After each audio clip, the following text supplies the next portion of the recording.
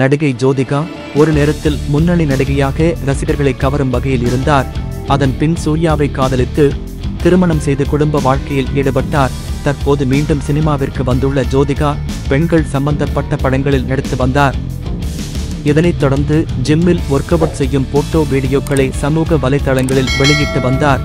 இந்நிலையில் தொடர்ந்து இவருக்கு பட வாய்ப்புகள் வந்து கொண்டு இருக்கிறது. அந்த வகையில் கடந்த வருடம் மலையாளத்தில் மம்முட்டிக்கு ஜோடியாக காதல் தீக்கோர் என்ற படத்தில் நடித்தார். அத்துடன் பாலிவுட்டில் சைத்தான் படத்திலும் நடித்திருந்தார். இதனைத் தொடர்ந்து இந்தியில் 2 படங்களில் கமிட்டாகி நடித்துக் கொண்டு வருகிறார். மேலும் கணவர் சூர்யாவுடன் ஜோ இணைந்து நடிக்கப் போகிறாராம்.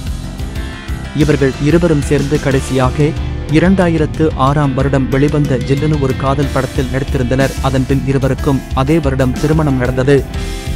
இதனை அடுத்து 18 வருடங்களுக்கு பிறகு மறுபடியும் இவர்கள் இருவரும் ஜோடி சேரப் போகிறார்கள். பெங்களூர் டேஸ் படத்தை எடுத்த அஞ்சலி மேனன் மற்றும் சில்லு கருப்பட்டி படத்தை எடுத்த அலிதா ஷமீன் இவர்கள் இருவரும் சேர்ந்து சூர்யா மற்றும் ஜோதிகாவை வைத்து படம் எடுக்கப் போவதாக தகவல் வெளியாகியுள்ளது. சூர்யா, ஜோதிகா இருவரையும் மீண்டும் திரையில் பார்க்க ரசிகர்கள் ஆவலாக இருக்கிறார்கள்.